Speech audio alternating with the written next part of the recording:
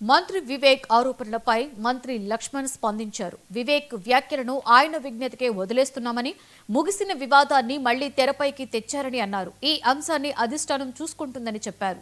వివేక్ కొడుకును ఎంపీగా గెలిపించింది తాము కాదా అని ప్రశ్నించారు.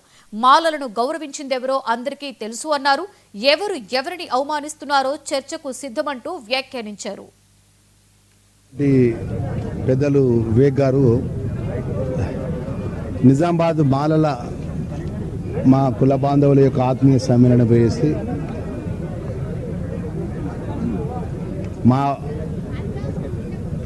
పేరు తీసుకొని మాట్లాడడం జరిగింది. అత్యంత బాధాకరం. ఎందుకంటే ఆ రోజు జరిగినటువంటి సంఘటన అనేది వారి పెద్దలు వెంకటస్వామి గారి యొక్క జన్మదిన కార్యక్రమంలో పాల్గొని నేను అక్కడ ఉన్నటువంటి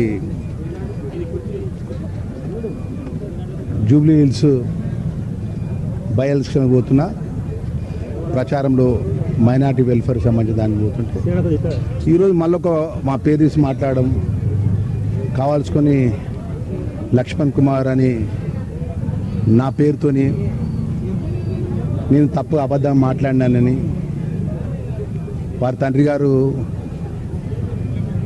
నాకు టికెట్ ఇచ్చిందని మాట్లాడడం.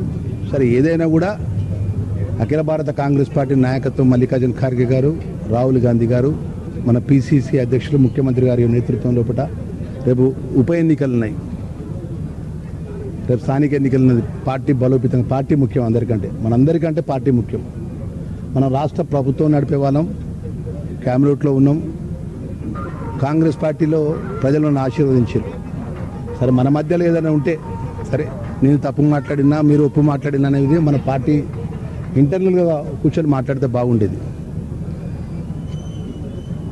ఏదేమైనా కూడా డాక్టర్ వివేక్ గారి యొక్క విఘ్నతకు, ఆయన మర్యాదకు, ఆయన గౌరవానికి వదిలిపెడుతున్నా తప్ప నేను దీంట్లో ఏం మాట్లాడదలుచుకోలేదు. ఎందుకంటే నేను పార్టీ లైన్ కట్టుబడినట్టు ఒకటే పార్టీ నమ్ముకొని, ఒకటే జెండాను నమ్ముకొని ఈ స్థాయికి వచ్చినట్టు సామాన్య కార్యకర్తను రాష్ట్ర క్యాబినెట్లో ఉన్న పార్టీ ముఖ్యం కాబట్టి పార్టీ లైన్ దాటిపోయేది లేదు. వారి విఘ్నతకే, వారి మర్యాదకే, ఈ అంశాన్ని వారి నిజామాబాద్లో మాట్లాడిన అంశాన్ని వారి యొక్క మర్యాదకే, వారి విఘ్నతకే వదిలిపెడతాను. మంత్రిగా ఉన్నటువంటి దేశంలో దళితులపై జరుగుతున్న దాడులను